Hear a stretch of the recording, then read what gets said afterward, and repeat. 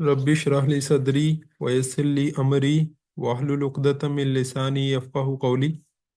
आज हम अपने तीसरे यानी सूरत का आगाज़ करेंगे।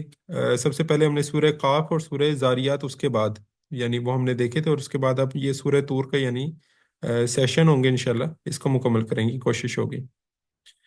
अच्छा, इसमें हमने ये जो डिवीजन्स थी सबसे पहले हमने देखी थी सूरतों की हिज़्ब और मनाजिल की सूरत में। इनको हमने कवर कर लिया था कि आखिरी मंजिल के मुतल्लिक हमने एक जायज़ा लिया था। फिर इमाम हमीदुद्दीन फ़राई रहमुल्लाह की जो 7 ग्रुपिंग उन्होंने की थी उसके हवाले से एक जायज़ा लिया था। और फिर मक्कियात के जो ग्रुप, असल में बेसिकली तो इसका मकसद ये था कि आज हम आखिरी मंजिल क्यों हमारा मौजू है।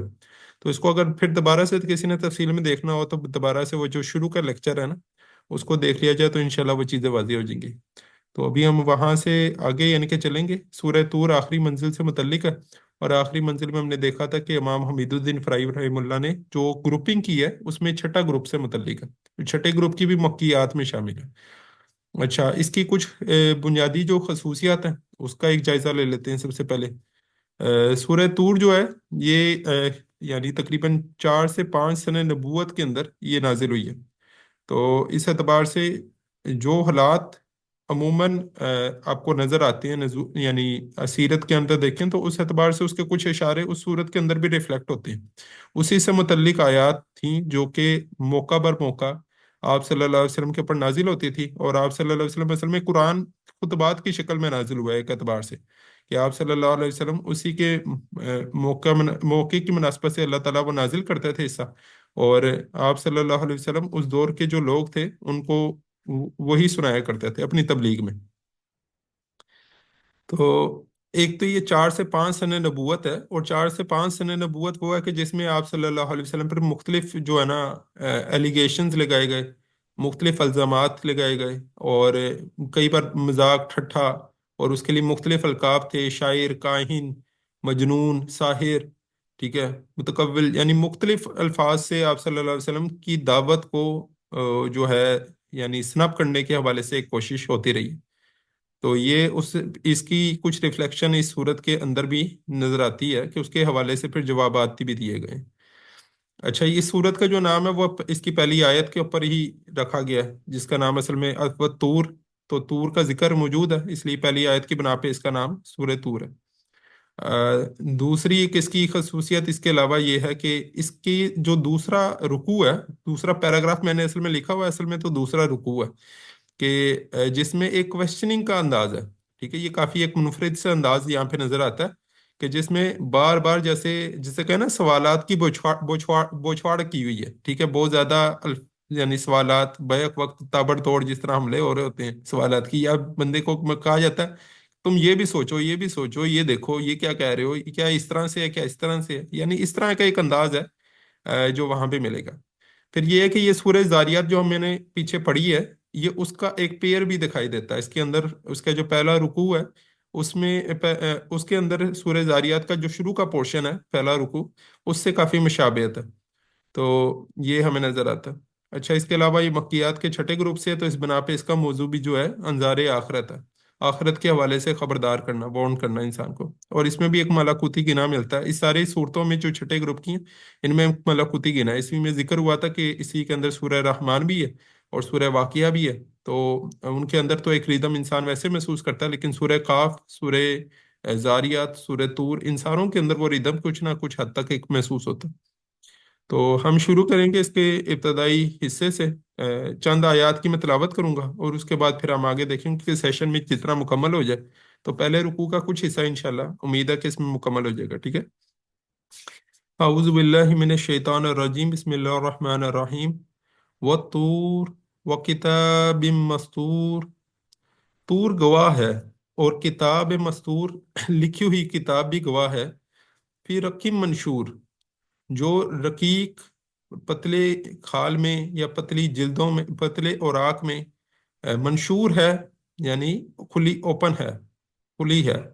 वल बैतिल मामूर, बैतिल मामूर, और कसम है आबाद घर की। वह सकफिल मरफू, और गवाह है आसमान बुलंद। वल बहरिल मस्जूर, और गवाह है आसमान गवाह है समंदर उबलता हुआ। इन अजाब रब्बी का लवाकी, यकीनन अजाब तुम्हारे रब का लाजमन वो वाकया होने वाला है। मा लहू मिन दाफी, नहीं उसको कोई भी दूर करने वाला।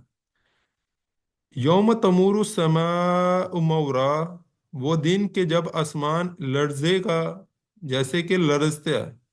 व तसीरुल जिबालु सईरा, और जिबाल पहाड़ चलेंगे जैसे कि चला जाता है।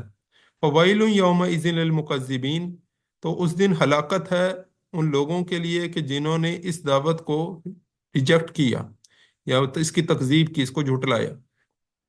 आगे चलते हैं हम। बकिया पोर्शन हम इंशाल्लाह साथ साथ देखेंगे। पहला जो इसका वो पैराग्राफ है, यानी उसमें सबसे पहली जो आयत है वो तूर, और तूर गवाह है। ये हमने देखा था कि वाव जो होता है वो अमूमन गवाही के लिए, शहादत के लिए, कसम जो खाई जाती है कुरान के अंदर, वो अमूमन शहादत के लिए किसी चीज को पेश किया जाता है, यानी टेस्टिमोनी के लिए, एविडेंस के लिए कि तुम इसको देख लो। और जो चीजें शहादत के लिए पेश की जाती हैं उसको कुरान में, यानी उसके लिए इस्तेलाह इस्तेमाल होती है मुकस्सम बिही, कि जिनकी कसम खाई गई है। और मुकस्सम अलैह कि जिस पर कसम खाई गई है। तो इसमें अगर हम पीछे देखें ना, तो मुकस्सम अलैह असल में है यहाँ पे इन्ना अज़ाब रब्बिका लवाक़ी, यकीनन तुम्हारे रब का अज़ाब वाक़िया होने वाला है। इससे पहले जितनी है ये मुख्तलिफ शहादतें पेश की हैं, सूरह ज़ारियात के अंदर भी हम देखें तो वहाँ पे भी मुख्तलिफ शहादतें पेश की गई हैं। यानी वहाँ पे हवाओं की कसम है, जो हमने देखा था उसकी, फिर मुख्तलिफ ट्रेड्स हैं, खसूसियात हैं जिनका वहाँ पे जिक्र नजर आता है। तो यहाँ पर मुकस्सम अलैह क्या है, इन्ना अज़ाब रब्बिका लवाक़ी, और कसम पहले ही खाई गई है तूर की। तो इसका उसके साथ यानी ताल्लुक है, जो हमने इसे कनेक्ट करना है और समझना है। अच्छा, तूर किसे कहते हैं? तूर पहाड़ का नाम है जिसपे हजरत मूसा अलैहिस्सलाम जो है अल्लाह ताला से हम कलाम हुआ था। ठीक हो गया, सही है। तूर बिल्कुल पहाड़ का नाम है। इसको हम थोड़ा सा देखते हैं। तूर की भी इस चीज को अगर मुख्तलिफ तरह से जायजा लिया जाए, एक तो इसमें देखा जाए कि ये अलिफ लाम जो इसमें आता है ना, अलिफ लाम के मुख्तलिफ मफहूम होते हैं। एक इसे कहते हैं लामे जिन्स। ठीक है, अलिफ लाम कभी किसी चीज के साथ आए तो उसे लामे जिन्स भी करार दिया जाता है। लामे जिन्स से मुराद ये होता है कि जो शय आई है वो बतौर जिन्स उसका, यानी बतौर एक उसकी कह लें कि क्या कहेंगे उसे, सनफ कहेंगे, या बतौर उसकी एक पूरी कैटेगरी कह लें। जिस तरह अगर किसी जानवर का जिक्र है ना और उसके साथ अलिफ लाम लगा दिया जाए, ठीक है, तो जैसे अल अनआम जो है, तो इससे मुराद तमाम वो कैटेगरी ओवरऑल मुराद है। तो जिस तरह एनिमल किंगडम हम कहते हैं ना, या प्लांट किंगडम कह देते हैं, एक है प्लांट, एक है एनिमल, और एक है एनिमल एज अ स्पीशी। ठीक है, तो उस एतबार से देखा जाए तो ये लामे जिन्स जो होती है ना, लाम ऑफ जनरलिटी करार दी जाती है। तो तूर जो है सरयानी जबान में, अरामिक जबान में, सरयानी जबान में, अबरानी जबान में तूर को जबल भी कहा जाता है। ठीक है, और ये भी इसका एक मायने लिया गया मुफस्सिरीन ने। हाँ, जबल के तौर पे भी इसका मायने लिया। जबल अरबी में कहते हैं और तूर सरयानी जबान में पहाड़ को कहते हैं। वो ऐसा पहाड़ होता है कि जिसके ऊपर पौधे उगते हैं, ये दरख्त मौजूद होते हैं। और गुलाम इकबाल का एक शेर है ना, कि जिसमें उन्होंने जिक्र किया कि मिसले कलीम हुआ गर मार्का अजमा कोई, अब भी दरख्त तूर से आती है बांगे ला तखफ। तो वो दरख्त तूर का उन्होंने जिक्र किया। तो तूर की जो वादी थी, तूर वैसे जजीरा नुमा सीना के अंदर एक हम स्पेसिफाई करते हैं तो उस दरख्त के हवाले से, उस पहाड़ के हवाले से करते हैं। उसके अंदर वादी तवा के अंदर आप सल्लल्लाहु अलैहि वसल्लम से अल्लाह ताला हम कलाम हुए, तो उसके अंदर दरख्त का जिक्र भी मिलता है। तो मालूम होता है कि वो यानी सुरयानी जुबान में वैसे इसे कहते हैं पहाड़ को। तो इस एतबार से देखा जाए तो ये भी इसकी एक, मुफस्सरीन ने जिक्र किया है कि तूर से असलन एक पहाड़ ओवरऑल, यानी एज अ स्पीशी कह लें, ओवरऑल मराद है। और उस एतबार से इसको कनेक्ट किया जाए इन्ना अज़ाब रब्बिकल लवाक़ी से, तो उसका फिर मफहूम ये होगा कि पहाड़ गवाह हैं। पहाड़ जितने भी हैं जिनके ऊपर भी कुछ इस तरह उगता है, वो गवाह हैं। गवाही उनकी किस एतबार से वो उस पर दलालत करें। एक तो उनके अंदर इंसान के लिए अल्लाह ताला ने अजनास का भी एक मामला रखा है। इंसान के लिए ज़रूरियात, यानी जिसे हम कहें कि मादनियात उसके अंदर मौजूद हैं, इंसान उनसे फ़ायदा उठाता है। नमक के पहाड़ हैं, कोयले के पहाड़ हैं, ठीक है, इसी तरह हीरे, ये जो सोना चांदी या तांबा वगैरह, ये भी इंसान को वहीं से हासिल होता है। लेकिन इसी पहाड़ के अंदर ये आतिश फशां की सूरत भी इख्तियार कर लेता है, इसके अंदर लावा भी मौजूद होता है। اور یہ لاوا جو ہے اس نے بہت سے لوگوں کی جہاں یعنی ہلاکت کا باعث بھی بنتا ہے. جس طرح پومپیائی کا پورا شہر تھا اس نے تباہ کر کے رکھ دیا. تو پہاڑوں کی ایک قسم اس اعتبار سے بھی ہو سکتی ہے کہ اللہ تعالیٰ چاہے تو وہی پہاڑ جو تمہارے لیے بہت سے فوائد رکھتا ہے اسی کو تمہارے لیے ایک عذاب کا معاملہ بھی بنا کے رکھ سکتا ہے. تو ایک اس اعتبار سے بھی کیا گیا ہے. لیکن اس کا زیادہ جو مفہوم ہے، اب یہ الف لام اگر معرف بھی لام کہتے ہیں کہ کسی چیز کو پراپر کرنا، ٹھیک ہے، یعنی یہ اسے ایک خاص پہاڑ مراد ہے، اور وہ پہاڑ وہی ہے کہ جس کا ہم نے ذکر کیا کہ یعنی جس میں درخت طور موجود تھا کہ موسیٰ علیہ السلام کے حوالے سے یعنی اس کی نسبت جوڑی گئی ہے. زیادہ پروبیبل بھی یعنی یہی معلوم ہوتا ہے کہ اس سے یہ مراد ہے. اب یہ اس معنی کے اعتبار سے دیکھا جائے تو پھر اس کا مفہوم یہ ہوگا کہ اندھیری رات میں موسیٰ علیہ السلام مدین سے ادھر پہنچے وادی طوا کے اندر، درخت طور کے یعنی طور کے اندر. وہاں پر ایک درخت کے پاس ہے یعنی ادھر آپ یعنی حضرت موسیٰ علیہ السلام پہنچے تو وہاں پہ اللہ تعالیٰ نے ان سے کلام کیا اور وہاں پہ ان کی نبوت اور رسالت کا ظہور ہوا. اور وہیں پر ہی ان سے اللہ تعالیٰ نے جو کلام کیا تو انہیں کہا بھی اذهب الی فرعون انہ طغی، کہ تم فرعون کی طرف جاؤ، یقیناً اس نے طغیانی کی ہے. اور فیصلہ تو اللہ تعالیٰ کی تقدیر میں تو بہت پہلے سے ہو چکا تھا، لیکن ادھر سے ایک ابتدا ہوئی ہے کہ اللہ تعالیٰ سورہ قصص اگر دیکھیں نا اس کی 5ویں آیت ہے، اس میں یہ ذکر آتا ہے کہ جی ہم نے چاہا کہ ہم ایک ایسی قوم کو جو دبا لی گئی ہے تو اس کو ابھاریں، یعنی اس کا مفہوم یہ ملتا ہے کہ ہم اس کو اٹھائیں اور اس کے جو افراد ہیں ان کو لیڈرز یعنی بنائیں. اور اس سے اصل میں مفہوم کیا ہے کہ اس رات کے اندر یہ فیصلہ ایک اعتبار سے ہو گیا تھا موسیٰ علیہ السلام کو، جب یہ ایک انہیں کہا گیا کہ وہ فرعون کو جا کے دعوت دیں، تو اسی اعتبار سے وہ چیز تو طے ہو چکی تھی کہ فرعون کی بربادی کا، کہ فرعون جو تھا وہ ایک ظالم تھا. تو اس دنیا کے اندر اللہ تعالیٰ کی یہ سنت رہی ہے کہ عموماً جو قومیں بہت زیادہ فساد مچا دیں تو اس فساد کو پھر اللہ تعالیٰ دفع دور کرتا ہے اور ان کے اوپر عذاب واقع ہوتا ہے. تو فرعون کے اوپر وہ عذاب جس طرح واقعہ ہو کے رہا، بالکل اسی طرح تمہارے اوپر بھی وہ عذاب جو ہے وہ آئے گا اگر تم بھی اس دنیا کے اندر اوورآل فساد مچاؤ گے. اور لازماً اس دنیا کا خاتمہ تو اس طرح ہونا ہی ہے. اور ہمیں ملتا بھی ہے کہ جب قیامت آئے گی تو وہ ایک ایسا وقت ہوگا جب اشرار الناس یعنی لوگوں کے جو سب سے برے ترین لوگ ہوں گے وہ دنیا میں غالب ہوں گے، اور اس کے نتیجے کے اندر ان کو اللہ تعالیٰ پھر دور کرے گا عذاب کے نتیجے میں. تو اس سے وہ بھی یعنی مراد لی جاتی ہے. بہرحال آگے چلتے ہیں. تو اس سے حضرت موسیٰ علیہ السلام کے کردار کی طرف بھی یعنی اس سے مراد ہو سکتی ہے، یعنی جس طرح والتین والزیتون وطور سینین وہذا البلد الامین، وہاں پہ دیکھا جائے نا سورہ 3 کے اندر وہاں پہ 4 انبیاء کا وہاں پہ ذکر ہے، اور شاید 5 انبیاء ہی مراد ہوں کہ 3 یعنی وہاں پہ جو ذکر ہے ان ساری چیزوں سے اصلاً مراد انبیاء کرام علیہ السلام کہ ان کو دیکھو، نوح علیہ السلام کو، عیسیٰ علیہ السلام کو، محمد رسول اللہ صلی اللہ علیہ وسلم کو، بلد الامین سے ابراہیم علیہ السلام بھی مراد لیے گئے ہیں. اور وہاں پہ بھی وتین و زیتون و طور سینین، طور سینا سے موسیٰ علیہ السلام وہاں پہ مراد لیے گئے ہیں کہ ان کے کردار انسانوں میں اتنے بلند کردار کے لوگ بھی گزرے ہیں. اس کو اللہ تعالیٰ وہاں پہ دلیل کے طور پہ پیش کرتے ہیں کہ لقد خلقنا الانسان فی احسن تقویم، ہم نے انسان کو بہترین تقویم پہ پیدا کی ہے. انسان کے اندر یہ پوٹینشیل موجود ہے کہ وہ ایسے اعلیٰ کردار تک پہنچ سکتا ہے، اور اس کی اللہ تعالیٰ وہاں پہ مثال لیتے ہیں. تو اس سے موسیٰ علیہ السلام بھی مراد ہو سکتے ہیں کہ ان کی زندگی کو دیکھ لو تو ان کی زندگی اس بات کی شہادت دیتی نظر آتی ہے، وہ اسی بات کی دعوت دیتے نظر آئے ہیں. تو اس سے ایک یہ بھی مراد ہے. آگے چلتے ہیں. وہ کتاب مستور، کتاب عربی میں ایک لکھی ہوئی شے کو کہتے ہیں. تو کتاب اصل میں لکھی ہوئی ہوتی ہے، ریٹن فارم میں ہوتی ہے، اس لیے اسے کتاب کہا جاتا ہے. مستور، مستور کہتے ہیں روز کے اندر، سطروں کے اندر لکھی ہوئی، ترتیب سے خوبصورتی سے، چونکہ لکھی ہوئی شے جو ہوتی ہے وہ سطروں کے اندر خوبصورتی ہوتی ہے تو اس لیے مستور اسے کہا جاتا ہے.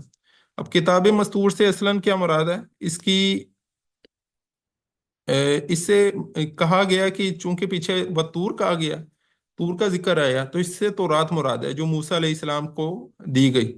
تو تورات کی بھی یہی تعلیم تھی کہ ان عذاب ربک لواقع، یعنی تورات کی بھی یہی تعلیم تھی کہ تمہارے رب کا جو عذاب ہے وہ واقعہ ہو کے رہے گا، تم اس سے خبردار ہو جاؤ، یہ تمہاری باز پرس ہوگی، اس دنیا کے اندر تم آزاد نہیں پیدا ہوئے.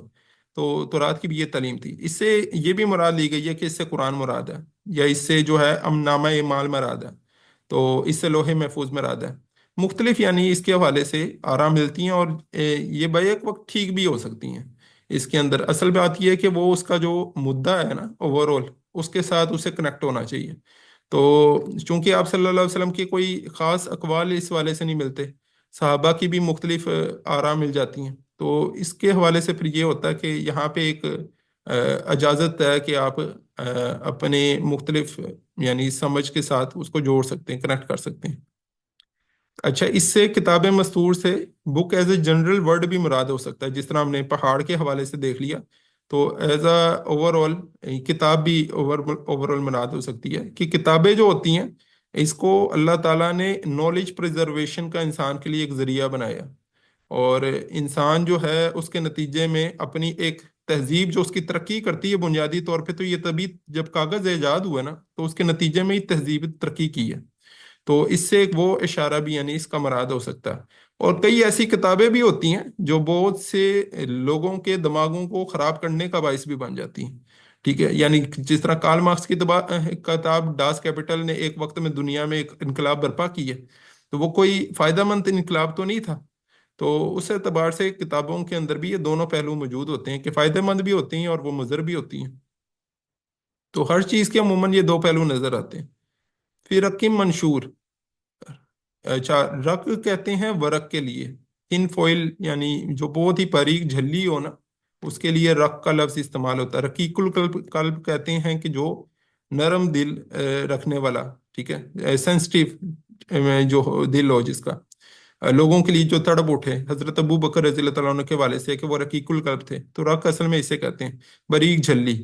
باریک جھلی یعنی کتاب مستور کی اب یہ ٹریٹ بیان ہو رہی ہے، یہ اس کی خصوصیت بیان ہو رہی ہے کہ ایسی کتاب کے جو باریک جھلی کے اندر موجود ہے۔ تو پہلے زمانے میں کہتے ہیں کہ ہرن کی جو خال کی جھلی ہوتی تھی اس کے اندر وہ لکھا جاتا تھا، اور اور آگ کی صورت میں لکھا جاتا تھا، کاغذ بعد میں دریافت ہوا۔ منشور، منشور کہتے ہیں جو کھلا ہو، واضح ہو۔ تو ایک تو میں نے وہ ذکر کیا یہی پچھلی بات کہ اصل میں یہ کتاب مستور ہی کی صفت بیان ہو رہی ہے، تو اس سے مراد ایک تو وہی ہے کہ علم جو ہے وہ اللہ تعالیٰ کی شان کریمی کی طرف ذکر کر رہا ہے۔ یہاں پہ اگر دیکھا جائے وہ کتاب مستور پھر رقم منشور، یعنی یہ اللہ تعالیٰ کی شان کریمی کا ذکر ہو رہا ہے، جس طرح اقرا جو ہم سورہ الق پڑھتے ہیں تو اس اندر پھر آیا اقرا و ربک الاکرم، تمہارا رب کریم ہے کہ اس نے تمہارے لیے یہ انتظام کیا کہ تم اس طرح سے علم کو پریزرو کر سکتے ہو کتاب کی صورت کے اندر۔ اور لیکن اللہ تعالیٰ جہاں کریم ہے وہاں اللہ تعالیٰ قہار بھی ہے، اور اس کا جو قہر ہے وہ پھر عذاب ان عذاب ربی کا لواقع اس سے بھی کنیکٹ کیا جا سکتا ہے۔ اچھا، تورا جو تھی تورات کے حوالے سے ہے، زیادہ اس کا پروبیبل میننگ یہی ہے کہ تورات کے حوالے سے، کیونکہ تورات جب شروع میں لکھی گئی ہے تو وہ سکرولز کی صورت میں آپ نے دیکھا ہوگا، ارطغرل ڈرامہ وغیرہ تو کئی لوگ دیکھتے ہیں، تو اس کے اندر جس طرح وہ ہوتا ہے نا سکرولز کی صورت میں، ایک انہوں نے بادشاہ کا جو فرمان ہوتا ہے وہ عموماً سکرولز کی صورت میں ہوتا تھا۔ آج بھی تورات کو عموماً اگر آپ دیکھیں گے ڈاکومنٹریز وغیرہ کے اندر، تو آج بھی وہ سکرولز کی صورت میں اس کی 5 کتابیں جو ہیں نا وہ لکھی ہوئی ہیں۔ ایک دو ہم دو تختیوں کا یعنی کہ سمجھتے ہیں کہ وہ 2 تختیاں تھیں غالباً جو موسیٰ علیہ السلام کو پہاڑ یعنی کوہ طور پہ دی گئیں، لیکن اس کے علاوہ اگر دیکھا جائے تو تقریباً وہ 5 کتابوں پہ مشتمل ہے، ٹھیک ہے۔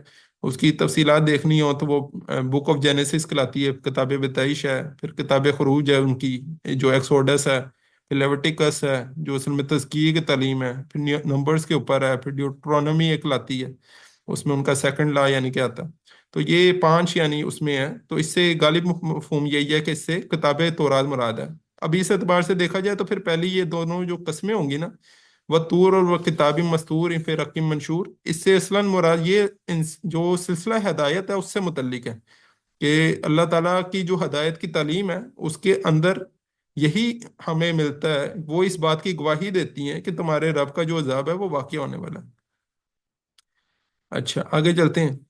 منشور سے نا یہ جو یہاں پہ فی رقم منشور آیا، تو منشور سے یہ بھی ذکر ملتا ہے کہ منشور کھلے کو کہتے ہیں، کھلا ہونا، کیونکہ یہودی علماء جو تھے یعنی بنی اسرائیل کے جو علماء تھے وہ کتاب اللہ کی تعلیمات کو چھپایا کرتے تھے، تورات کی تعلیمات کو بھی چھپایا کرتے تھے۔ قرآن میں اس کا ذکر بھی ملتا ہے، اور کئی بار ان کے حوالے سے تنبیہ بھی ہے کہ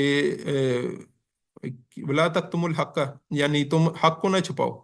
اور ان کے حوالے سے ایسے اشارات ملتے ہیں، اور عیسیٰ علیہ السلام کا بھی ایک قول میتھیو کے اندر ملتا ہے کہ اس میں انہوں نے اس طرح کا کوئی ذکر موجود ہے کہ تم اس روشنی کو جو، یعنی روشنی اس لیے چراغ اس لیے ہوتا ہے کہ اس کو روشن کیا جائے، اور اس لیے نہیں ہوتا کہ وہ پیالے کے اندر رکھا جائے، یعنی اس کی روشنی دوسرے لوگوں کو میسر نہ آئے، تو تمہارا اصلاً کام یہ ہے کہ اس روشنی کو عام کرو۔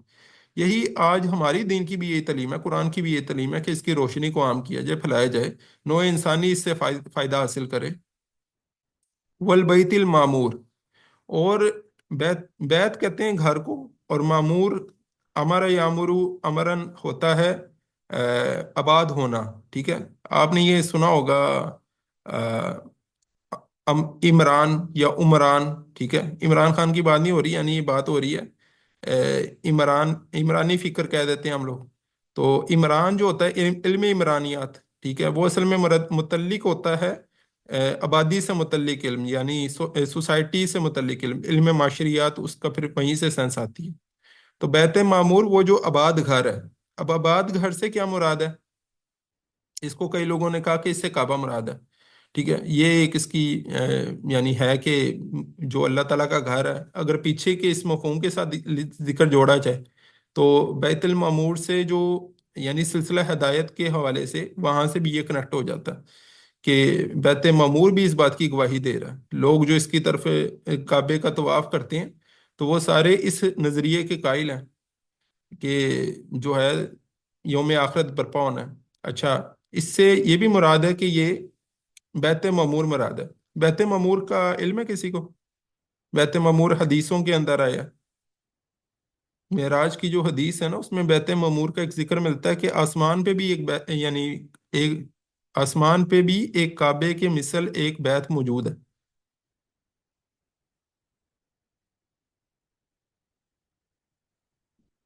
چلیں، میں اس کا ذکر کر دیتا ہوں، یہ ساتویں آسمان کے حوالے سے ہے۔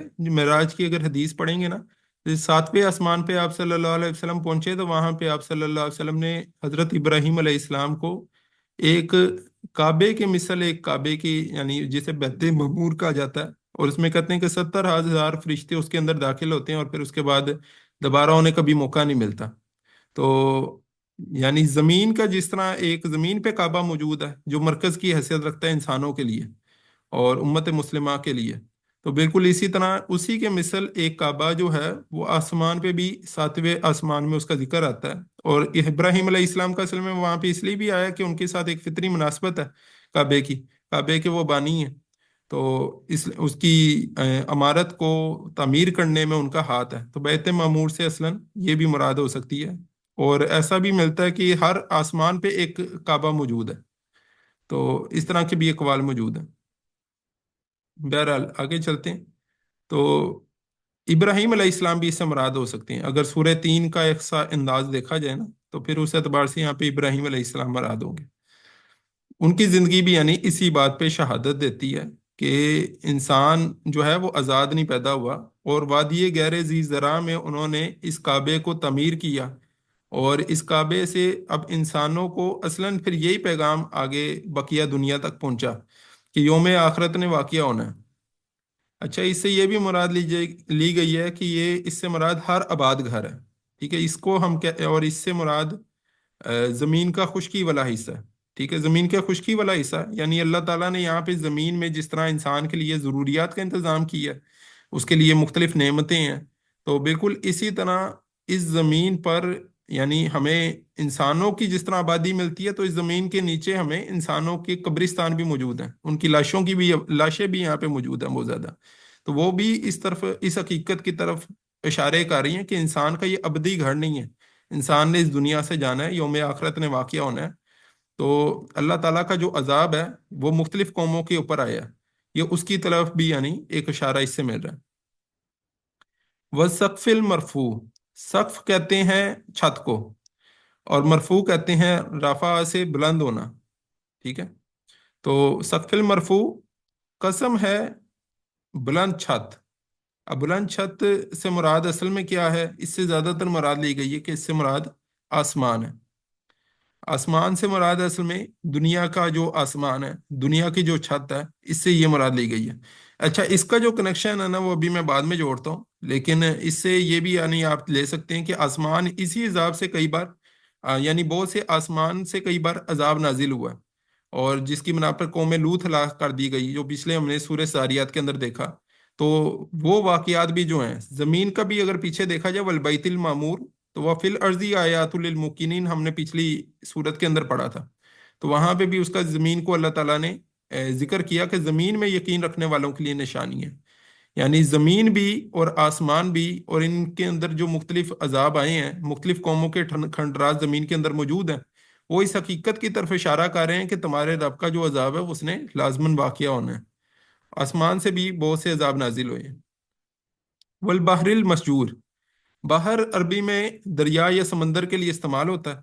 مسجور کہتے ہیں ابلتا ہوا، جوش کھاتا ہوا۔ مسجور کا ایک معنی کیا ہے؟ جو لبریز ہوتا ہوا، یا جو جسے کہیں کہ مسجور کا ایک معنی باندھے ہونے کے بھی ہیں۔ یہ تین یعنی کہ مفہوم ہے۔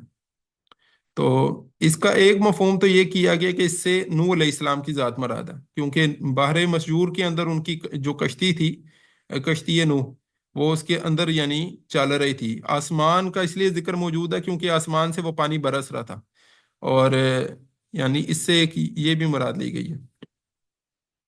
اور بحر مسجور سے اللہ تعالیٰ کی جو سب سے بڑی مخلوق ہے زمین پہ دیکھا جائے تو 70% حصہ اس نے کھایا ہوا ہے، اور وہ جو ہے سمندر ہے۔ تو سمندر اس سے مراد ہے کہ سمندر جو ہوتے ہیں، اس کی ٹھاٹھیں مارتا جو سمندر ہوتا ہے، اس میں طغیانی ہوتی ہے، اور اس کے نتیجے میں بہت سی جو یہی سمندر ہے جو اگر تور کے ساتھ جوڑا جائے تو اسی سمندر میں وہ غرق ہوا فرعون بھی۔ تو یہ بھی اس طرف دلیل ہے کہ ان عذاب ربک لواقع کی طرف۔ اچھا، اس کا نا ایک اور مفہوم ان کا جوڑا گیا، یہ جو آخری تین ہے نا، والبیت المعمور والسقف المرفوع والبحر المسجور، ان کو اس اعتبار سے بھی جوڑا گیا ہے کہ یہ جو بحر مسجور ہے، ایک تو یہ جوڑا گیا بحر مسجور کو کہ بحر مسجور یہ اللہ تعالیٰ نے گویا اسے باندھ رکھا ہے، یعنی بندھا ہوا ہے۔ مسجور کہتے ہیں بندے ہونے کو۔ تو بحر مسجور سمندر جو ہے وہ اپنی حدود کو کراس کرنے کے لیے یعنی اس کے ٹھاٹھے مار رہا ہوتا ہے اور چاہ رہا ہوتا ہے کہ وہ اپنی حدود کو کراس کر دے، لیکن اللہ تعالیٰ نے اسے گویا باندھ رکھا ہوا ہے۔ لیکن کئی موقعوں پر اللہ تعالیٰ اسے کھول بھی دیتے ہیں، سونامی آ جاتا ہے، سونامی کے نتیجے میں تباہی واقع ہو جاتی ہے۔ تو انسان یہاں پر یہ اس بات کو بالکل ایسا نہ سمجھے کہ وہ یہاں پہ امن سے ہے۔ یہ دنیا اس کی بنائی ہوئی نہیں ہے، یہ خدا کی بنائی ہوئی دنیا ہے۔ اس دنیا میں وہ آزاد نہیں ہے، اور یہ ایسا بھی اللہ تعالیٰ اس سمندر کے ذریعے سے انسانوں کی تباہی کا سامان چاہے تو وہ کر سکتا ہے۔ تو اس سے پھر ساتھ یہ چیز جوڑی گئی کہ بحر مسجور سے ابلتا ہوا سمندر، یعنی ابلتا ہوا سمندر جو ہے وہ اس بات کی طرف دلیل دے رہا ہے کہ اسی سے بخارات اٹھتے ہیں آسمان کی طرف، وسقف المرفوع، یعنی آسمان کی طرف اس سے وہ بادل جو بنتے ہیں سقف المرفوع کے اندر، اسی سے بخارات اٹھتے ہیں۔ اور پھر وہ زمین جو آباد ہوتی ہے نا، والبیت المعمور اس معنی میں لیا جائے کہ زمین جو آباد ہوتی ہے اس کے اوپر ادھر سے ہی پھر بارش برستی ہے، وہی بادل اس پہ برستے ہیں، جس کے نتیجے میں انسانوں کی غذا کا بندوبست ہوتا ہے، انسانوں کی آبادی تبھی قائم برقرار رہ پاتی ہے۔ یہ سارا پروسیس بھی اس بات کی طرف دلیل ہے کہ یقیناً جو ہے یہ کائنات کسی خدا نے بنائی ہے، اور انا عذاب ربی کا لواقع، تمہارے رب کا عذاب واقعہ ہو کے رہنا۔ ٹھیک ہے، یہ بھی اس بات کی طرف دلیل ہے۔ اسی کو ایک اور انداز سے سمجھا جائے نا کہ کہتے ہیں یہ جو پریولیجز ہوتے ہیں، اور یعنی آپ کے اوپر جو بھی نعمتیں ہوتی ہیں اس کے نتیجے میں آپ کو جو بھی پریولیجز حاصل ہوئے، تو privileges and responsibilities go hand in hand, کہ وہ آپس میں اکٹھے چلتی ہیں۔ آپ پہ اگر کوئی بھی نعمتیں اگر آپ کو حاصل ہیں تو اس کے نتیجے میں آپ کی کچھ ذمہ داریاں عائد ہوتی ہیں، آپ اس کی بنا پر آزاد نہیں ہو جاتے۔ تو جتنی آپ کے اوپر اللہ تعالیٰ نے نعمتیں کر رکھی ہیں، اللہ تعالیٰ نے اپنی مختلف انسان غور و فکر کرتا رہے، تو بہت سی نعمتیں ہیں جو اس کی ایک انفرادی طور پہ بھی اور بحیثیت مجموعی بھی انسان کو بہت سی نعمتیں حاصل ہیں۔ تو یہ نعمتیں انسان کو یہ بتلا رہی ہیں کہ تم یہاں پہ رسپونسبل ہو، تم آزاد نہیں ہو، تمہارے اوپر جتنا انعام و اکرام ہو رہا ہے تم سے اپنے اس ہر وقت کے حوالے سے، ہر لمحے کے حوالے سے پوچھا جائے گا۔ تو اس کے حوالے سے کیئرفل رہو، نہیں تو اللہ تعالیٰ کا جو عذاب ہے وہ تمہیں جکڑ لے گا۔ تو یہ اس کا میں نے اس کو پھر یعنی اگر اس کو پھر پہلی دو چیزوں کو دیکھ لیں کہ طور سے اصلاً طور کی جو پرانی ہسٹری ہے، طور پہاڑ کی جو موسیٰ علیہ السلام کا تھا، کہ وہ اللہ ताला ने एक जालिम जो बादशाह था उसकी तबाही का बंदोबस्त इस दुनिया के अंदर किया है, वो तूर इसकी तरफ शहादत दे रहा है। और किताब मस्तूर यानी तोरा के जो कंटेंट हैं वो भी इसी बात की तरफ शहादत दे रहे हैं कि इन्ना अज़ाब रब्बी का लवाक़ि।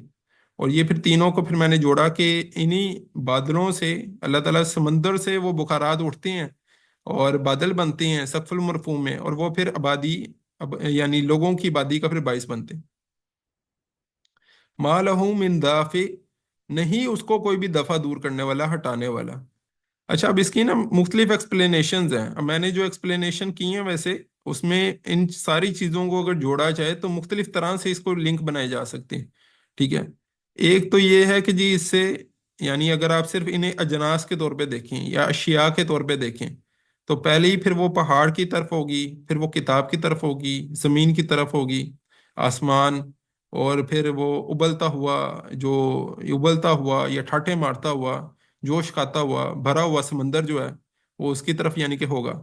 ये सारी चीज़ें भी अल्लाह ताला की, इनके अंदर वो निशानात मौजूद हैं जो हमें यौम आखरत के हवाले से खबरदार कर रहे हैं, जो हमें बता रहे हैं कि ये दुनिया हमेशा की नहीं है, यहाँ पे तुम आज़ाद नहीं हो।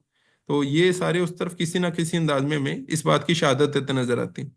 इसको इस अंदाज में भी जोड़ा जा सकता है कि ये सारी चीज़ें अम्बिया अलैहिस्सलाम की तरफ दलालत कर रही हैं। यानी पहली दो जो आयत हैं वो मूसा अलैहिस्सलाम की तरफ, और तीसरी जो है वो यानी बैत मामूर इब्राहिम अलैहिस्सलाम की तरफ। इसी तरह सकफुल मरफू ईसा अलैहिस्सलाम की तरफ, कि ईसा अलैहिस्सलाम का रफ़ा समावी हुआ। फिर नूह अलैहिस्सलाम की तरफ भी वो आखिरी आयत बहरुल मशजूर के कश्ती नूह जो है उसके यानी उसकी तरफ इसका इशारा हो सकता है। तो वो जो अजाब आया नूह अलैहिस्सलाम की कौम के ऊपर, तो इससे वो अंबिया की जिंदगी भी मुराद हो सकती कि ये सारे अंबिया की जिंदगी इस बात की तरफ शहादत दे रही है कि इन्ना अजाब रब्बिका लवाक़ि। अच्छा, इसको मैंने तो ज़्यादा इसको जोड़ा है क्योंकि मौलाना मीन हसन इस्लाई साहब की ये तफसीर मुझे ज़्यादा बहरहाल बेहतर मालूम होती है। जो मैंने इधर जिक्र की मूसा अलैहिस्सलाम और तौरात के मायनी, और फिर बाकी तीनों जो हैं उनका आपस में जिस तरह से वो जुड़े हुए हैं, तो इसको फिर देख लीजिएगा बहरहाल। यानी असल में बताने का मकसद ये है कि मुख्तलिफ इसके मफहूम हो सकते हैं।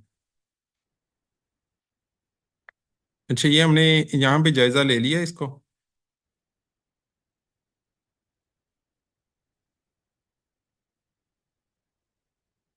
अच्छा। अच्छा, अब हम आगे चलते हैं, और इसको स्टडी करना चाहिए इंसान को इस तरह से कि ये एक इंसान की इनफरादी ज़िंदगी से भी मुतल्लिक है और इंसान की इज्तमाही ज़िंदगी से भी मुतल्लिक है। यानी तालीम एक कौम के अतबार से भी है और तालीम एक फ़र्द के लिहाज से भी है। यौम तमूरु समा उमौरा, वो दिन, यानी ये पीछे सारी वो कस्में जो अल्लाह ताला ने शहादत के तौर पे चीज़ें पेश की हैं, उसके बाद अल्लाह ताला बता रहे हैं कि यकीनन तुम्हारे रब का अजाब वाक़िया होने वाला है और उसे कोई भी हटाने की जुर्रत नहीं रखता। ये जो समंदर है, आज भी हम देखते हैं कि समंदर अगर अपनी हदूद को क्रॉस कर ले तो उसके नतीजे में कोई भी शख्स नहीं है कि उसको, बंद को उसे दोबारा से बांध सके, उसे दोबारा अंदर कोई धकेल सके। तो अल्लाह ताला उस हवाले से फिर आगे बता रहे हैं यौम तुमुरु समा उमौरा, इसी तरह वो दिन जब आ जाएगा तो उसको कोई पलटाने वाला नहीं होगा। वो मा लहू मिन दाफी, यौम तमूरु समा उमौरा, वो दिन के जब आसमान लर्जेगा जैसे कि लर्जा जाता है। तमूर जो होता है असल में इसका मौरा जो होता है, मौरा का मफहूम ये होता है कि हरकत करना, हर तरफ से हरकत करना, ऊपर नीचे दाएं बाएं, और उठना, जोर से जुम्बिश करना, इस तरह की जैसे कोई हालत होती है। एक इंसान जिस तरह बेचैनी की हालत में बहुत ज्यादा इधर उधर हिलता है, ट्रेम्बल करता है, ये बिल्कुल भी इस तरह शेकिंग का सा एक इसका मफहूम है। अब यहाँ पे असल में ये बताई गई है, ये बात बताई गई है कि आसमान लर्जेगा, कांपेगा, या आसमान के अंदर जुम्बिश होगी, उठान होगी, लहरों का सा मामला होगा, उसके अंदर लर्जेगा जैसे कि लर्जा जाता है, जैसे कि कोई झटके खाता है। अब ये असल में बताया है कि ये कोई लिटरल बात है, ये ऐसी बात नहीं है, इस्तियारे वाली बात नहीं है, ये एक हकीकत है जिस तरह के वो वाकया होगी। ठीक है, इसको तुम ऐसे ना समझो ये कोई इसी बात है इस्तारे के मफहूम में है, बल्कि ये हकीकत होगी। जिस तरह हम कहते हैं ना कभी लिटरली उसने ऐसा किया, या उसने उसको मारा जैसे कि मारा जाता है, तो ये बिल्कुल इसका अंदाज ऐसे है कि वो दिन के जब आसमान लर्जेगा जैसे कि लरजता है। ठीक है, लर्जाया जाता है, ये लरजता है, कोई शय लरजती है, बिल्कुल इसी तरह वो हिलेगा। व तसीरुल जिबालु सैरा, और चलेगा। तसीरुल जिबालु सैरा, सैरा कहते हैं चलने को, सैर का लफ्ज अमूमन हमारे यहाँ काफी मुस्तामिल है। तो सैर असल में चलने को कहते हैं। वो दिन के जब पहाड़ चलेंगे जैसे कि चला जाता है, ठीक है। तो पहाड़ जो आज तुम्हें जामिद दिखाई देते हैं, इनको इस तरह ना समझो कि ये हमेशा इसी तरह रहेंगे, ये भी इसी तरह चलेंगे जिस तरह के एक चलने का एक वाकया होता है।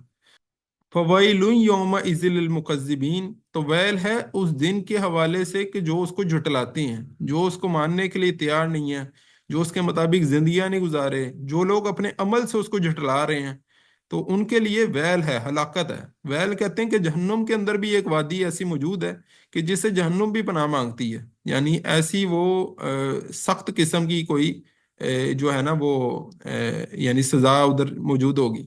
इसको अगर मजीद किसी ने कोई जेल का तजर्बा, तो उम्मीद है किसी का नहीं होगा, लेकिन अगर कोई आपके इल्म में आए ना, तो जेल के अंदर भी एक खास यानी कहते हैं चक्की कहते हैं उसे गालबन, एक खास वो कमरा शमरा होते हैं जिसमें बंदे को वो डाल देते हैं। फिल्मों में कई बार दिखाया भी जाता है। तो उसके अंदर तन्हाई होती है, इंसान बड़ा उधर एक परेशान हो जाता है, ठीक है। एक ऐसी सी यानी एक जेल के अंदर भी एक सख्त जेल होती है। तो बिल्कुल वैल उस तरह से है कि एक वैल बहुत ज्यादा सख्त हलाकत वाली एक मजीद जगह होगी जहन्नुम के अंदर भी। तो वैल है, हलाकत है उन लोगों के लिए कि जो तकजीब करते हैं जहन्नुम की, या तकजीब करते हुए। अभी से अगर मैंने कहा था कलेक्टिव सेंस से भी अगर जोड़ा जाए ना, कौम के मफहूम में लिया जाए, तो ये पूरी कौम को भी कहा जा रहा है कि इज्तमाही तौर पे तुम्हारी जिंदगी अगर उस दीन के मुखालिफ जा रही है, तो ये देख लो कि तुम्हारा कौम का पूरी अंजाम भी इसी सूरत में ऐसा होगा, ठीक है। तो इज्तमाही जिंदगी के हवाले से भी इसमें एक सेंस मौजूद है कि कौम के तमाम अफराद जान लें कि इज्तमाहीयत अगर उनकी गलत रुख पे है, तो वो इस दिन को भूले ना रहें, और इनफरादी तौर पे भी हर बंदा अपने आप को दुरुस्त करने की कोशिश करे। तो अल्लज़ीना हुम फी खौज़ी यलअबून, मुकज्जिबीन जो थे, अब उनके आगे जिक्र आ रहा है कि ये वो लोग थे जो खोज में मुब्तला थे और खेल रहे थे। जो खोज में थे, गोरो खोज हमारे यहाँ इस्तेमाल होता है ना, गोरो खोज का है मफहूम किसी को पता? किसी चीज पे तदब्बर करना, गौर करना। हाँ, ये वैसे अमूमन बिल्कुल सही बात है, अमूमन तो इसी मायनों में होता है ना तदब्बुर करना। गौर अरबी के अंदर ये अगर देखें ना, सूरे तबारक अल्लज़ी जो है सूरे मुल्क की आखिरी आयत, कुल अराइतुम इन अस्बहा माउकुम गौरन फमन यातिकुम बिमाइन मईन, के अल्लाह ताला से ने वो कहा कि तुम कहो कि, हाँ ये किसी ने, एक मिनट, गहराई में जाना, ठीक है। बिल्कुल असल मफहूम तो गौर का जो मफहूम है ना, वो है गहराई में उतरना, कि तुम बतलाओ कि अगर पानी जो है इन अस्बह माउकुम गौरन, कि अगर तुम्हारा पानी जो है वो जमीन के अंदर उतर जाए, तो उतर जाने का जो मफहूम है असल में चले जाना, गहराई में उतर जाना, तो ये असल में गौरा का मफहूम है। तो गौर कहते हैं खुश्की के अंदर पानी का उतर जाना, और खोज कहते हैं पानी के अंदर घुसना।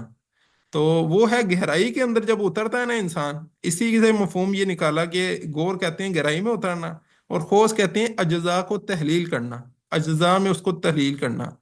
तो इससे एक मायने फिर ये निकलता है खोज का कि वो मुख्तलिफ बातों में पड़ जाना, ठीक है। एक है गहराई में उतर के फिर मुख्तलिफ बातों में उसकी जुज को पकड़ के बैठ जाना। फिर इसी से एक और मफहूम ये भी है कि पानी में जब इंसान दाखिल हो जाता है ना, तो एक होता है गहराई में उतरना, और एक पानी में जब इंसान कदम रखता है तो उसके नतीजे में पानी उसे दाएं बाएं आगे पीछे हर जगह ले जाता है।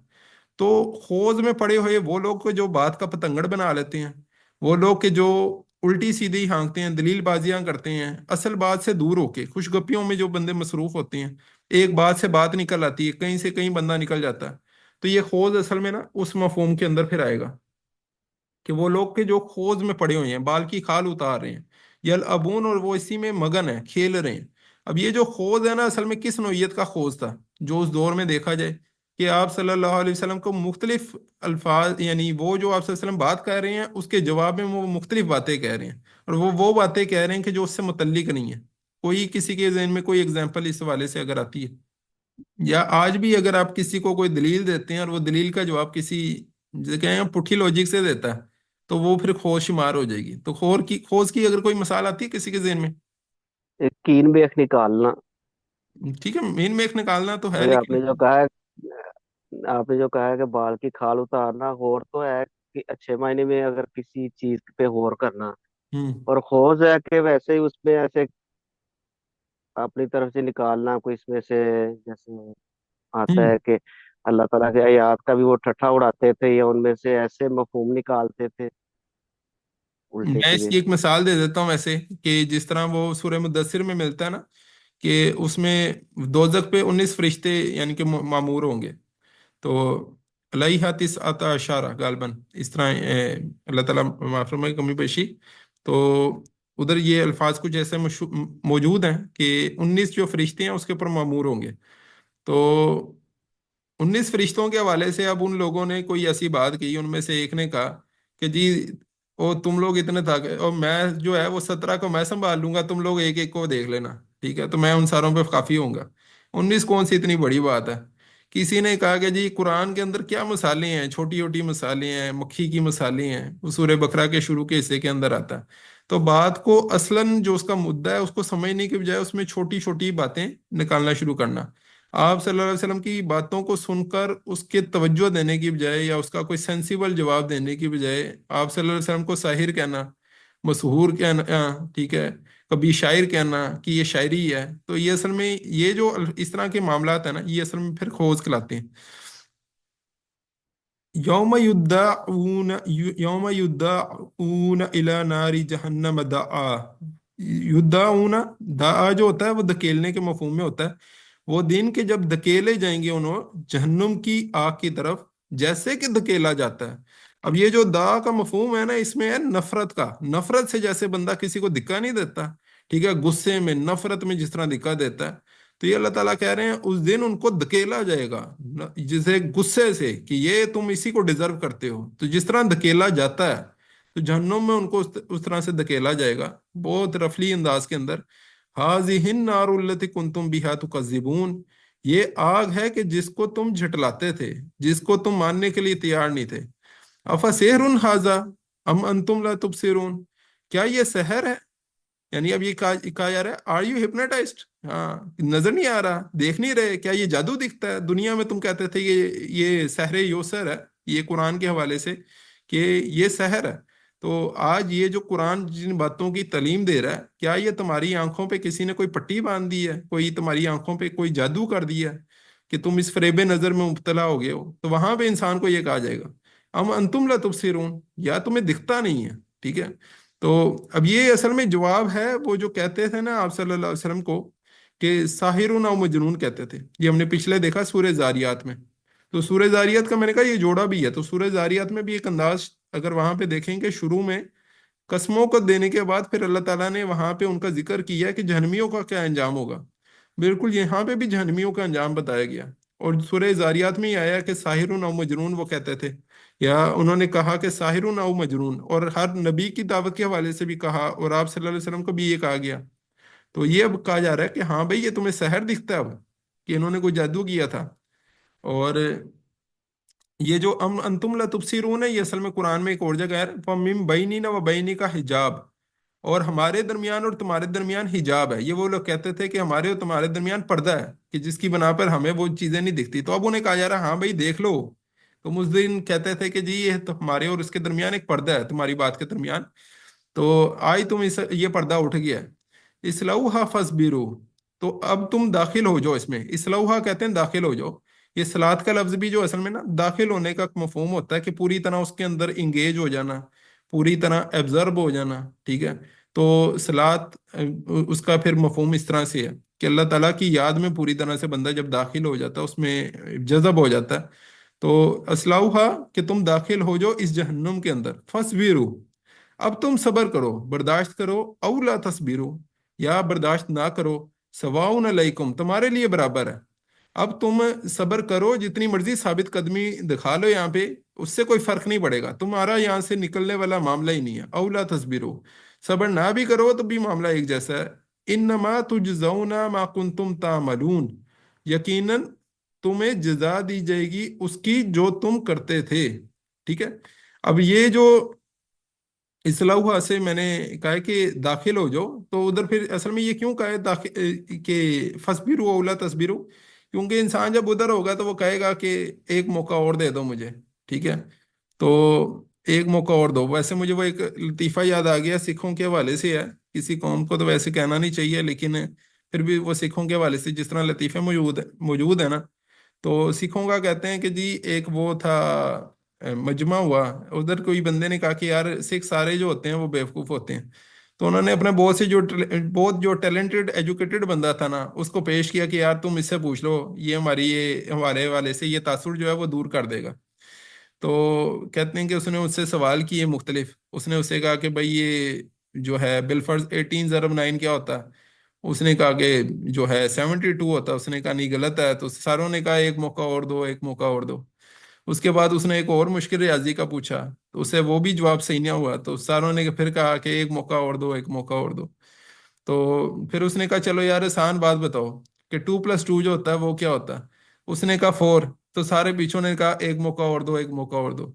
تو یہ بالکل اسی طرح یہ جو ہے نا ادھر بھی جہنم میں بندہ پہنچے گا تو بندہ کہے گا ایک موقع اور دو، ٹھیک ہے، ایک موقع اور دو۔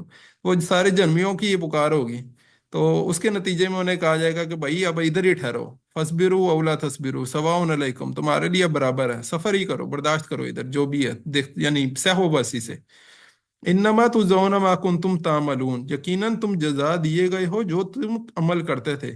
قرآن میں ایک اسلوب ہمیں ویسے ملتا ہے کہ جہاں پہ کہا گیا کہ انما تجزون بما کنتم تعملون، یقیناً تم جزا دیے جاؤ گے اس سبب سے کہ جو تم کرتے تھے، ٹھیک ہے، تو اس بنا پہ جو تم کرتے تھے۔ لیکن یہاں پہ بالکل اور بات ہو رہی ہے، یہاں پہ یہ بات ہو رہی ہے یقیناً تم بدلہ دیے جاؤ گے جو تم کرتے تھے، ٹھیک ہے۔ اس بنا پہ جو کیا جاتا ہے وہ ایک علیحدہ بات ہے، لیکن جو تم دنیا میں کرتے تھے نا وہ تمہارے شعور میں کوئی جمع ہوتا گیا، اور آج اس دنیا کے اندر وہ ایک ظاہر ہو گیا۔ اس کے حوالے سے یعنی ایک ملتا ہے تصوف میں ایک باتیں موجود ہیں اس حوالے سے کہ دنیا میں بہت سی چیزیں ایسی ہیں جو غیر مادی ہیں، لیکن اس دنیا میں جا کے وہ مادی صورت اختیار کر لیں گی۔ جس طرح احادیث میں آیا کہ جو اس دن موت کو ایک مینڈے کی صورت میں لایا جائے گا، تو اس طرح کی کچھ اشارات موجود ہیں۔ تو دنیا میں جو بھی برائیاں تھیں، انسان جو کچھ بھی کرتا وہ اس کے لاشعور میں کہتے ہیں وہ جمع ہوتی ہیں، اور اس دنیا میں جا کے وہ ظاہر ہوں گی۔ اسی کا ذکر وہاں پہ ہمیں سورہ زاریات میں بھی ملا تھا نا، وہاں پہ کہا گیا تھا ذوقوا فتنتکم، کہ آج تم اپنے فتنوں کو چکھو، یہ تمہاری جتنی بھی مصیبتیں ہیں یہ وہی ہیں کہ جو تم نے فتنوں جن سے تم نے محبت کی، آج یہ فتنے اس صورت کے اندر وبال کی صورت میں ظاہر ہو گئے، مختلف تکلیفوں کی صورت میں وہ ظاہر ہو جائیں گے، ٹھیک ہے۔ تو اللہ تعالیٰ اسے ہمیں محفوظ رکھے۔ اگلی اس کی آیات جو ہے نا، یہاں تک اس کی جتنی آیات ہیں وہ ساری اصل میں متعلق تھیں اس سے یعنی جہنمیوں کے متعلق۔ جہنمیوں کے ساتھ ہی اللہ تعالیٰ عموماً ذکر کرتے ہیں متقیوں کا بھی، یہ ہم نے پچھلی اس میں سورہ زاریات میں بھی دیکھا کہ وہاں پہ بھی سب سے پہلے جہنمیوں کا ذکر ہے اور اس کے بعد متقیوں کا ذکر ہے۔ تو یہاں پہ بھی اسی طرح ایک انداز آ گیا، ان المتقین فی جنات و نعیم، یقیناً متقی لوگ جنات میں ہوں گے اور نعیم باغات، یعنی جنات کہتے ہیں باغات کو، اور نعیم کہتے ہیں نعمتوں بھری جنت، تو نعمتوں بھری جنت میں ہوں گے۔ متقی کا ویسے مفہوم کیا ہے؟ متقی کا مفہوم پرہیزگار، کسی چیز سے بچنا۔ ٹھیک ہے، تقوی اصل میں قو انفسکم واہلیکم نعرہ سے ہے کہ بچنا، اپنے گھر والوں کو اور اپنے آپ کو آگ سے بچاؤ، ٹھیک ہے۔ تو قو کا ایک لفظ موجود ہے۔ متقی کے لیے ایک بہترین جو ترجمہ کیا جاتا ہے وہ عموماً پرہیزگار کا کیا جاتا ہے کہ پرہیزگار بری اشیاء سے بچنے کی کوشش کرتا ہے، گناہوں سے بچنے کی کوشش کرتا ہے۔ تو متقی اصل میں کہتے ہیں کہ اصل میں تو تقوی دل میں ہوتا ہے نا، ٹھیک ہے، خارج میں اس کا ویسے اظہار ہوتا ہے کہ بندہ ان چیزوں سے رک رہا ہوتا ہے، پرہیز کر رہا ہوتا ہے۔ تو اللہ تعالیٰ کی نافرمانی سے بچنے کی جو فکر ہوتی ہے، جو احساس ہوتا ہے انسان کے دل میں، ٹھیک ہے، ایسا شخص کہ جو مسلسل اس احساس کو برقرار رکھتا ہے، اللہ تعالیٰ کی ناراضگی سے بچنے کی فکر میں لگا رہتا ہے، ایسے شخص کو کہتے ہیں متقی۔ اللہ تعالیٰ کے عذاب سے بچنے کی فکر ہوتی ہے، اللہ تعالیٰ کے ناراضگی سے بچنے کی فکر ہوتی ہے، گناہوں سے، گناہ چونکہ اللہ تعالیٰ کی ناراضگی کا باعث بنتے ہیں تو گناہوں سے بچنے کی اسے فکر ہوتی ہے۔ تو ایسا جو شخص ہے اس کے حوالے سے ان المتقین فی جنات و نعیم، یقیناً متقی جو ہوں گے اس دن باغات میں ہوں گے۔ نعیم اب باغات کے علاوہ ویسے آیا تو اس سے کئی لوگ مراد لیتے ہیں کہ نعیم سے مراد ہے یہ فعیلون کے وزن پہ ہے، تو نعمت جو ہمیشگی کی ایک نعمت ہوگی، اب نعمت ہمیشگی کی جنت بھی ہو سکتی ہے، اس کے اندر بھی کئی نعمتیں ہو سکتی ہیں، اور اس سے یہ بھی مراد لی گئی کہ اللہ تعالیٰ کا جو یعنی اللہ تعالیٰ کا جلوہ جو ہوگا मुत्तकी के लिए सबसे बड़ी नेमत वही होगी। तो यहाँ पे इस तरह जो पोर्शन है ना, इसको हम देखेंगे तो ये रिलेट करेगा सूरह जारियात में जो मुत्तकियों का पोर्शन है। और सूरह जारियात में जो मुत्तकियों का पोर्शन है ना, वहां पे जिक्र आया इन्नहुम कानू कबला जालिका मोहसिनीन, वो इससे पहले मोहसिन लोग थे, अमल में उनकी बहुत खूबी थी, अमल बहुत आला दर्जे का करने वाले थे। ये आम बंदों की जन्नत का यहाँ पे जिक्र नहीं है। एक असहाब यमीन की जन्नत है और एक साबिकून साबिकून की जन्नत है। तो यहाँ पे असाबिकून साबिकून की जो जन्नत है ना, उसका जिक्र आ रहा है। इन्नल मुत्तकीन फी जन्नाति व नईम, यकीनन मुत्तकी लोग जो इस अमल से बचते रहे, गुनाहों से बचते रहे, यकीनन वो जन्नात में होंगे, बागात में होंगे, नेमतों वाली जगह होगी। फाकिहीन बिमा आताहुम रब्बुहुम, खुश हो रहे होंगे, लज्जत उठा रहे होंगे उससे कि जो आताहुम रब्बुहुम, कि जो भी यानी अता फरमाई उन्हें या उन्हें दी उनके रब ने, उनके मालिक ने जो उन्हें दिया होगा, उससे वो लुत्फ अंदोज हो रहे होंगे, उससे वो फायदा उठा रहे होंगे, खुश हो रहे होंगे। वह वक़ाहुम रब्बुहुम अज़ाबल जहीम, और उसने उनको बचा लिया उनके मालिक ने अजाब जहीम से, बहुत सख्त दिन के अजाब से, या जिसे कहें यानी जहन्नुम के अजाब से उनको बचा लिया। कुलू वशरबू, खाओ और पियो, हनीयम बिमा कुंतुम तामलून, इंजॉय करते हुए। हनीया का जो मफहूम है ना, अमूमन यानी कि लिखा होता है लुत्फ अंदोज होना या इंजॉय करना, ठीक है, अमूमन इसका ये मफहूम होता है मज़े से। लेकिन हनीया का असल में मफहूम इससे कहीं ज़्यादा है, कि जिसे कहें कि एक ऐसी चीज़ जो आपको बड़ी आसानी से हासिल हो जाए, उसमें कोई मेहनत तगोदो ना हो, उसको आप आसानी से आपके गले के नीचे उतर भी जाए, आपको कोई उसके नतीजे में बदहजमी ना हो, आप पूरी तरह से उसे एंजॉय करें। ठीक है, एक्सटेसी जो एक स्टेट होती है ना, उस हद तक उसको एंजॉय करना। तो कुलू वशरबू हनीयन, तो खाओ और पियो आज मजे से, फुल एंजॉय करते हुए, बगैर किसी बेफिक्री के साथ, बेफिक्री के साथ उसे एंजॉय करो। बिमा कुंतुम तामलून, इस बना पर के जो तुम करते थे। देखा, अब यहाँ पे बिमा कुंतुम तामलून आया, मा कुंतुम तामलून नहीं आया।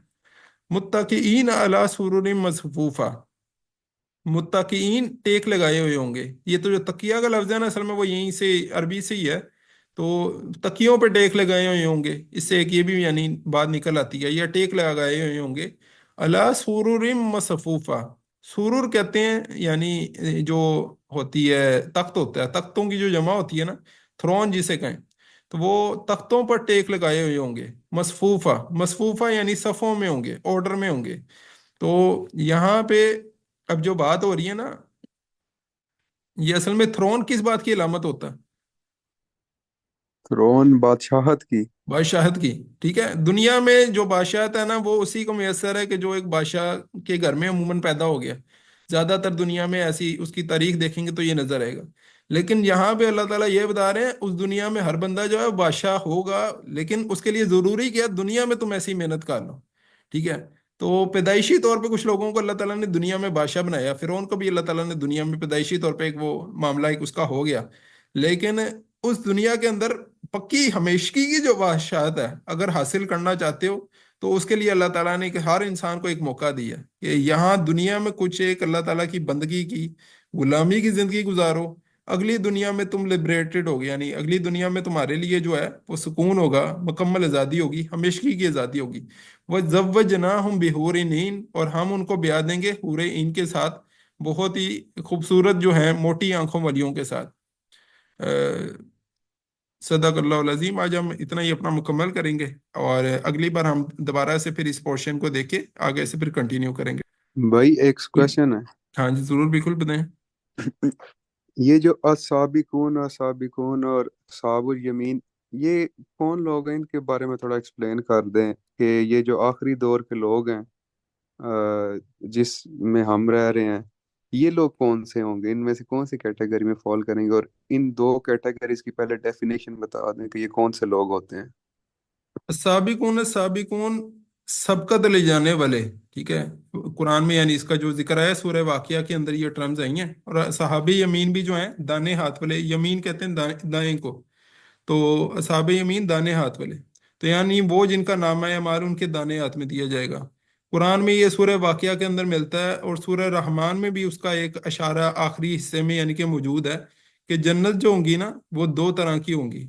ایک جنتیں تو ٹھیک ہے وہ جنات کے لیے ہوں گے، ایک انسانوں کے لیے ہوں گی، لیکن اس کے اندر بھی ایک کیٹیگری ہوگی انسانوں کی یا جنات کی بھی، کہ ایک سابقون ہوں گے جنہوں نے ایکسیلنس، محسنین کی جنت ایک علیحدہ ہوگی، اور جو اصحاب یمین یعنی اس سے جو نچلے درجے میں تھے، محسنین والا عمل تو نہیں تھا۔ محسنین اصل میں عربی میں محسن کہتے ہیں، ہمارے ہاں تو محسن ہوتا ہے نا احسان کرنے والا، تو ایک جس نے آپ کے اوپر کوئی احسان کر دیا ہے تو اس معنی کے اندر ہوتا ہے، لیکن عربی کے اندر محسن ہوتا ہے کہ جو عمل میں جس کے بہت خوبی ہوتی ہے، تو بہت جو عمل کو اپنی ہائیسٹ فارم میں کرتے رہے، اعلیٰ طریقے سے اسے نبھاتے رہے، ان کی جنت پھر بہت ہی اعلیٰ ہوگی۔ اور ایک جو نچلے درجے میں تھے ان کے حوالے سے کہ جی ان کی جنت جو ہے صحابی امین کی جنت ہوگی۔ اب دنیا میں بھی یعنی ہم دیکھتے ہیں نا کئی لوگ اللہ تعالیٰ کے حوالے سے بہت زیادہ اس میں معاملات میں فرائض کی ادائیگی کے ساتھ نوافل وغیرہ کی طرف بھی ایک اہتمام ہوتا ہے، تو اس میں زیادہ تر ویسے اس کا پھر مفہوم اس طرح سے ہے، اس کو اور اگر دیکھا جائے دور صحابہ کے اندر دیکھا جائے نا، تو ایک وہ لوگ تھے جو فتح مکہ کے بعد جو لوگ ایمان لائے نا، ان کو عموماً جو ہے ان کا معاملہ اس طرح نہیں ہے، قرآن نے اس کا ذکر کیا ہے کہ تم میں سے وہ لوگ برابر نہیں ہو سکتے جو فتح سے پہلے لوگ ایمان لائے ہیں اور جو فتح کے بعد ایمان لائے ہیں، ٹھیک ہے؟ تو اولئک اعظم الدرجہ، ان کا درجہ بہت عظیم ہے، کہ جو ایک ایسے وقت دین کی غرابت کے وقت میں، یعنی دین جب غریب ہے، جب دین پر چلنا سب سے مشکل ہے، اس دور میں جو لوگ دین پر قائم رہتے ہیں، اپنی زندگیوں کو اس کے اوپر قائم رکھتے ہیں، تو ایسے لوگوں کا مرتبہ خدا کے ہاں بہت بلند ہے بنسبت ان لوگوں کے کہ جب دین پہ چلنا ساروں کے لیے ایزی ہے، اس موقع پہ جو بندہ دین پہ چلتا ہے یا دین کے مطابق زندگی گزارا ہے، اس سے اس شخص کا درجہ بہت بلند ہے۔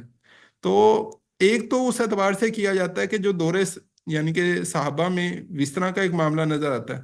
آج کے دور میں بھی ایسا نہیں ہے کہ آج کے دور میں آج بھی بندہ سابقون میں شامل نہیں ہے، یا آج بھی بندہ جو ہے اصحاب یمین میں، آج بھی وہ لوگ کہ جو دین کو بے شک بہت سے معاملات میں امپریکٹیکل دکھائی دیتا ہے دین، اور اس کے باوجود بھی اس کے اوپر چلتے ہیں، اس کو پریکٹیکل بنانے کی کوشش کرتے ہیں اپنی زندگیوں کے اندر، باوجود بہت سی مخالفتوں کے باوجود، اپنے گھر والوں کی مخالفتوں کے باوجود، تو وہ لوگ ہوں گے جو سابقون میں شامل ہوں گے۔